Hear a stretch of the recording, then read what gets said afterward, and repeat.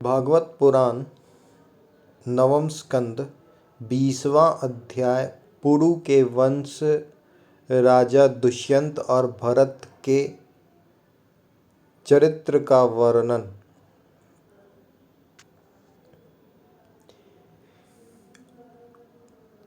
श्री सुखदेव जी कहते हैं, परीक्षित, अब मैं राजा पुरु के वंश का वर्णन करूँगा।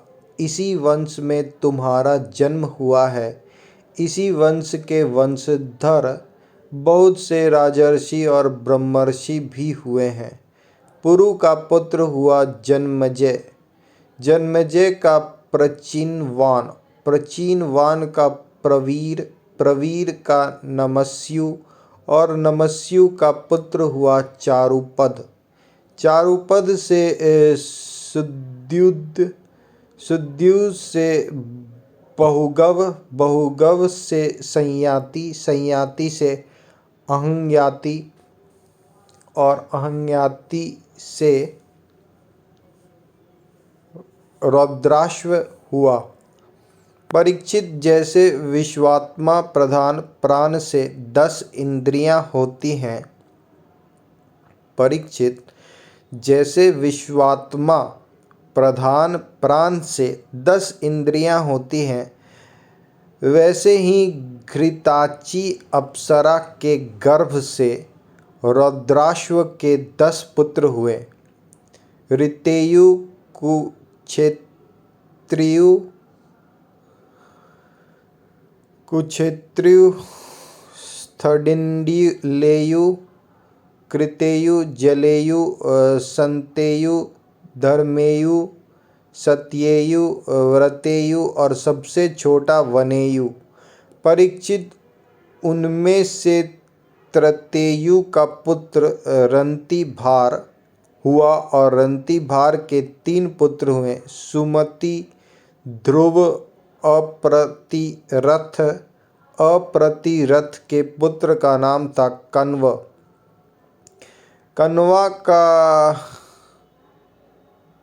कण्व का पुत्र मेधातिथि हुआ। इसी मेधातिथि से प्रकश्नव आदि ब्राह्मण उत्पन्न हुए। सुमति का पुत्र रंभ हुआ। इसी रंभ का पुत्र दुष्यंत था। एक बार दुष्यंत वन में अपने कुछ सैनिकों के साथ शिकार खेलने के लिए गए हुए थे। उधर ही वे कण्व मुनि के आश्रम पर जा पहुँचे। उस आश्रम पर देवमाया के समान मनोहर एक स्त्री बैठी हुई थी। उसकी लक्ष्मी के समान अंग कांति से वह आश्रम जगमगा रहा था। उस सुंदरी को देखते ही दुष्यंत मोहित हो गए और उससे बातचीत करने लगे। उसको देखने से उनको बड़ा आनंद मिला। उनके मन में काम वासना जागृत हो गई। थकावट दूर करने के बाद उन्होंने बड़ी मधुर वाणी से मुस्कुराते हुए उससे पूछा, कमल दल के समान सुंदर नेत्रों वाली देवी, तुम कौन हो और किसकी पुत्री हो? मेरे हृदय को अपनी ओर आकर्षित करने वाली सुंदरी, तुम इस निर्जन वन में रहकर क्या करना चाहती हो? सुंदरी, मैं स्पष्ट समझ रहा हूँ कि तुम किसी क्षत्रिय की कन्या हो, क्योंकि पुरुवंशियों का चित्त कभी अधर्म की ओर नहीं झुकता। शकुंतला ने कहा, आपका कहना सत्य है। मैं विश्वामित्र जी की पुत्री हूँ। मेनका अप्सरा ने मुझे वन में छोड़ दिया था। इस बात की साक्षी है मेरा पालन पोषण करने वाले महर्षि कण्व। वीर शिरोमणि, मैं आपकी क्या सेवा करूं? कमल नयन, आप यहाँ बैठिए और हम जो कुछ आपका स्वागत सत्कार करें उसे स्वीकार कीजिए। आश्रम में कुछ निवार तन्नी का भात है। आश्रम में कुछ निवार तिन्नी का भात है। आपकी इच्छा हो तो भोजन कीजिए और जचे तो यहीं ठहरिए। दुष्यंत ने कहा, सुंदरी, तुम कुशी कुशिक वंश में उत्पन्न हुई हो, इसलिए इस प्रकार का आतिथ्य सत्कार तुम्हारे योग्य ही है, क्योंकि राजकन्याएं स्वयं ही अपने योग्य पति को वरण कर लिया करती हैं। शकुंतला की स्वीकृति मिल जाने पर देश काल और शास्त्र की आज्ञा को जानने वाले राजा दुष्यंत ने गांधर्व विधि से धर्मानुसार उसके साथ विवाह कर लिया।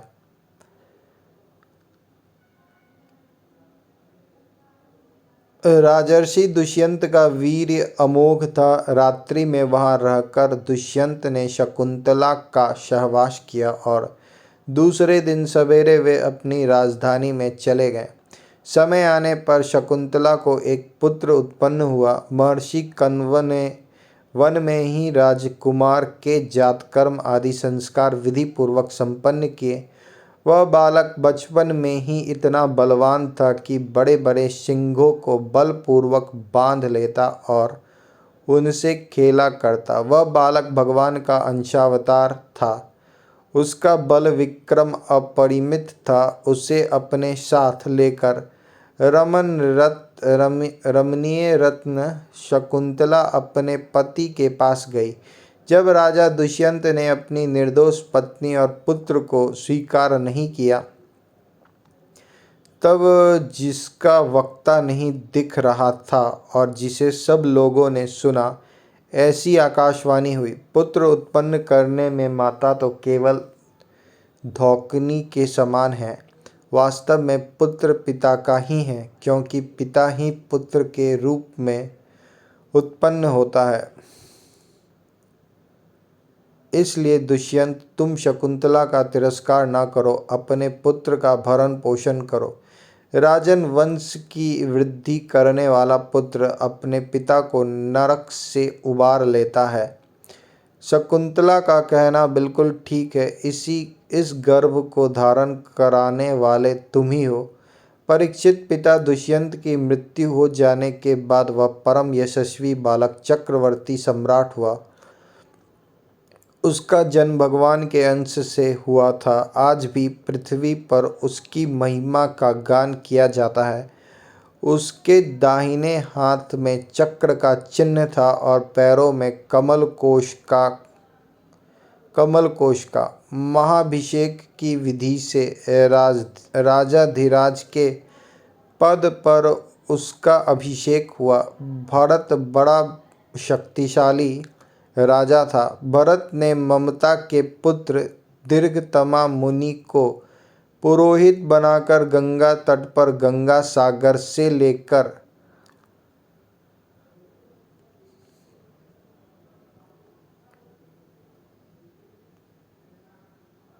गंगोत्री पर्यंत 55 पवित्र अश्वमेघ यज्ञ किए। भरत ने ममता के पुत्र दीर्घतमा मुनि को पुरोहित बनाकर गंगा तट पर गंगा सागर से लेकर गंगोत्री पर्यंत 55 पवित्र अश्वमेध यज्ञ किए और इसी प्रकार यमुना तट पर भी प्रयाग से लेकर यमुनोत्री तक उन्होंने 78 अश्वमेध यज्ञ किए। इन सभी यज्ञों में उन्होंने अपार धनराशि का दान किया था। दुष्यंत कुमार भरत का यज्ञ अग्नि स्थापन बड़े ही उत्तम गुण वाले स्थान में किया गया था। दुष्यंत कुमार भरत का यज्ञ अग्नि स्थापन बड़े ही उत्तम गुण वाले स्थान में किया गया था। उस स्थान में भरत ने इतनी गौएं दान दी थी कि 1000 ब्राह्मणों में प्रत्येक ब्राह्मण को एक एक बद्ध गौएं मिली थी। इस प्रकार राजा भरत ने उन यज्ञों में 133 घोड़े बांधकर यज्ञ करके समस्त नरपतियों को असीम आश्चर्य में डाल दिया। इन यज्ञों के द्वारा इस लोक में तो राजा भरत को परम यश मिला ही, अंत में उन्होंने माया पर भी विजय प्राप्त की और देवताओं के परम गुरु भगवान श्री हरि को प्राप्त कर लिया। यज्ञ में एक कर्म होता है मशनार, उसमें भरत ने सुवर्ण से विभूषित श्वेत दांत वाले तथा काले रंग के 14 लाख हाथी दान किए। भरत ने जो महान कर्म किया वह ना तो पहले कोई राजा कर सका था और ना तो आगे ही कोई कर सकेगा। क्या कभी कोई हाथ से स्वर्ग को छू सकता है? भरत ने दिग्विजय के समय किरात, हुण, यवन, अंध्र, कड़ंग, खश, शक और मलेच्छ आदि समस्त ब्राह्मण द्रोही राजाओं को मार डाला।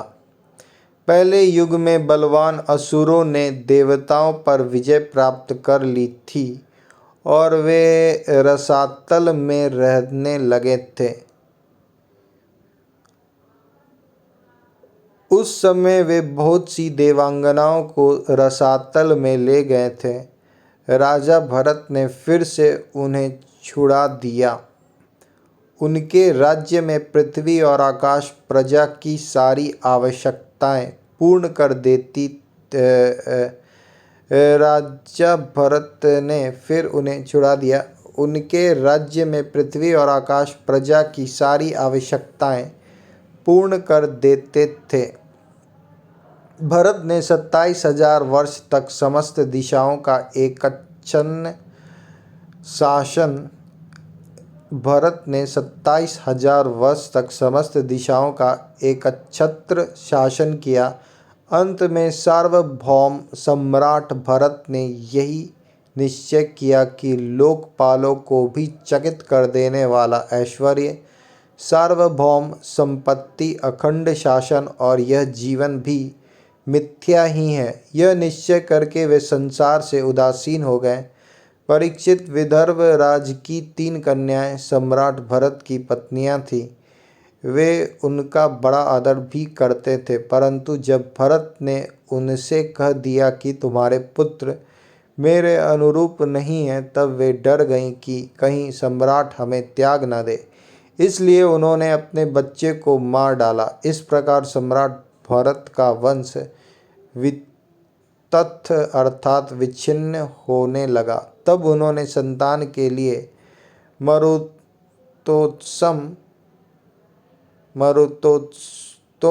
नाम का यज्ञ किया। इससे मरुदगणों ने प्रसन्न होकर भरत को भरद्वाज नामक पुत्र दिया।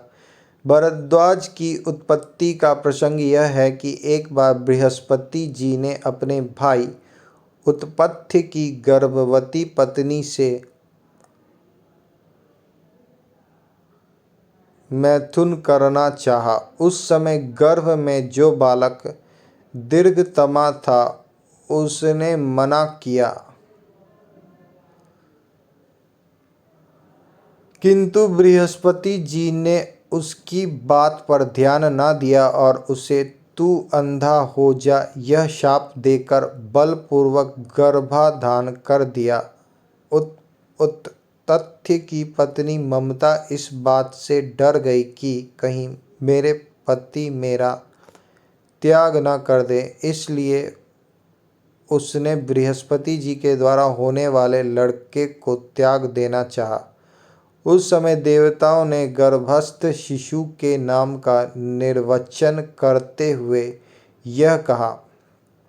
बृहस्पति जी कहते हैं कि अरिमढ़े, यह मेरा औरस और मेरे भाई का क्षेत्रज, इस प्रकार दोनों का पुत्र द्वाज है।